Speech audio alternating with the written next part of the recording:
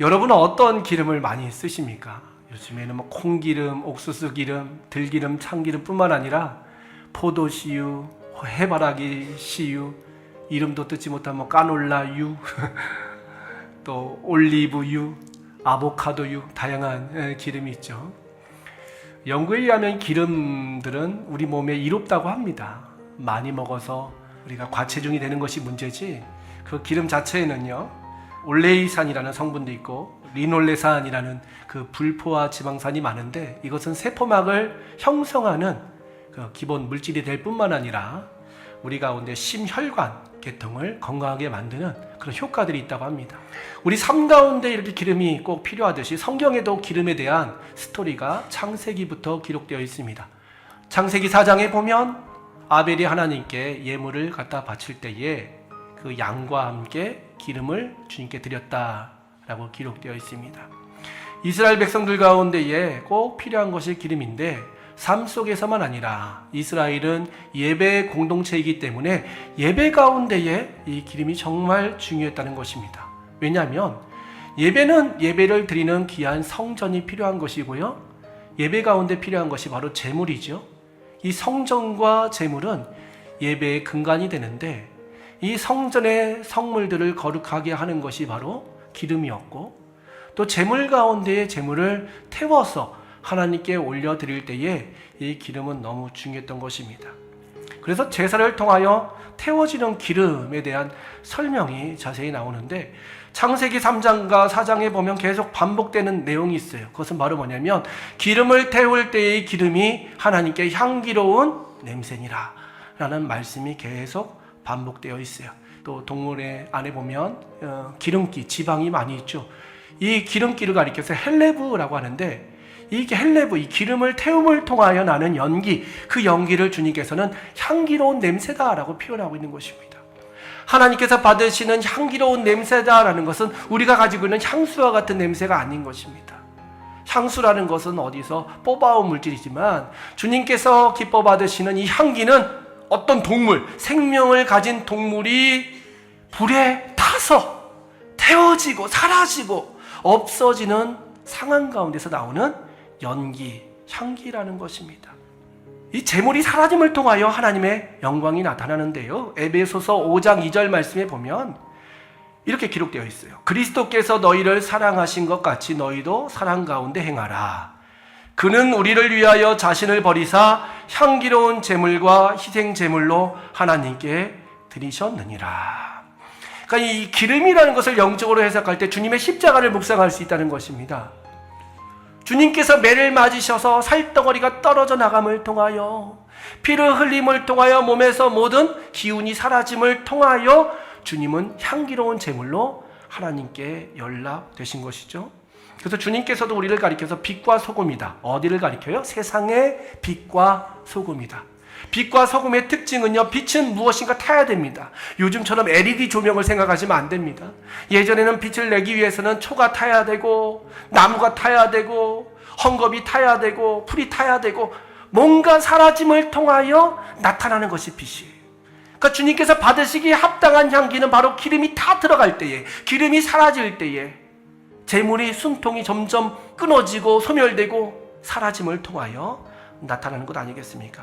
첫 번째 기름은 제물에 대한 기름이라면, 두 번째 기름은요, 부어지는 기름입니다. 부어지는 기름. 관유라고 하는데요, 히브리어로 쉐멘이라고 합니다. 쉐멘.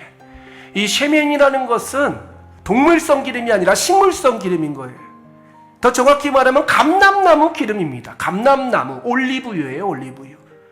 올리브 열매를 따서 으깨서 짓이겨서 쭉 나오는 참기름처럼, 들기름처럼 짓이겨서 나오는 그 기름이 바로 이 감람유 아니겠습니까? 근데 그냥 감람유로 관유를 쓴 것이 아니라 그 감람유에다가 고급 향품들을 섞게 됩니다. 육개, 창포, 계피, 약재들, 향품들을 섞어서 기름을 만드는데, 이 기름의 용도는 바로 무엇이냐면요, 하나님의 성전에 있는 물건들을 성물로, 거룩함으로 바꾸는 특징이 있었어요.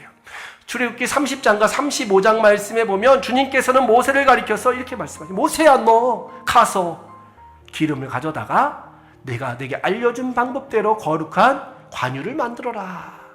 향이 있는 기름입니다. 그 기름을 가져다가 바르라.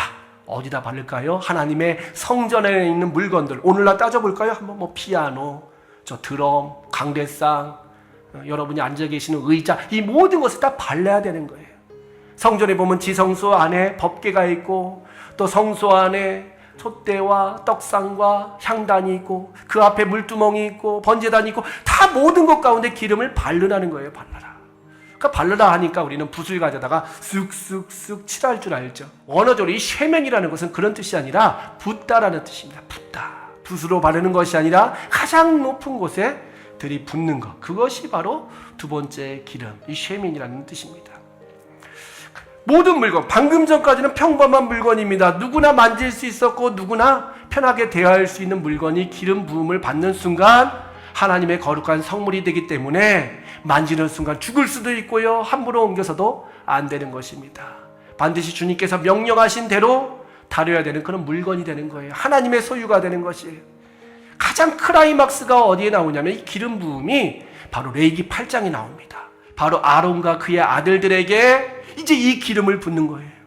물건들에게만 붓는 것이 아니라 사람에게 붓습니다. 사람의 머리에 붓는 순간 그 기름이 머리에 흥건히 차고 넘치면 어깨로, 어깨에 또 흥건히 차고 넘치면 가슴으로, 허리로, 다리로 쭉 흘러내리는 그 기름 부음을 통하여 아무나 범접할 수 없는 지성소까지, 하나님의 법궤 앞에까지 나갈 수 있는 자격을 얻게 되는 것입니다. 그러니까 놀라운 것이 바로 이 기름 부음의 역사인데요, 하나님의 기름 부음의 역사는 누구에게나 다 동일하게 임하는 것입니다.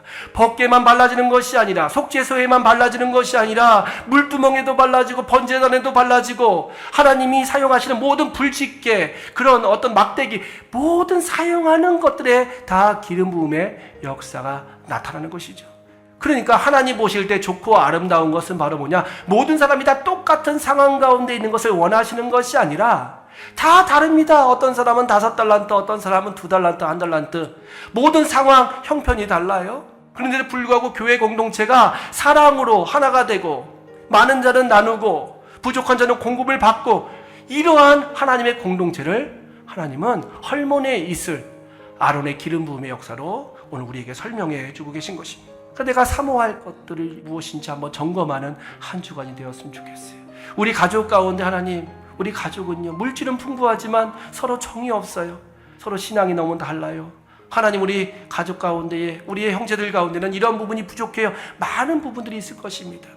그것을 그냥 방치하지 마시고, 헐몬산은 마르지 않는 것처럼 위로부터 공급되는 하나님의 은혜로 말미암아 나의 삶 가운데 체험을 받고, 혹 그 체험이 조금 여유가 있다면, 그 체험 가운데 좀 흘려보낼 수 있는 마음이 있다면 나보다 높은 자에게 흘려보내지 마십시오.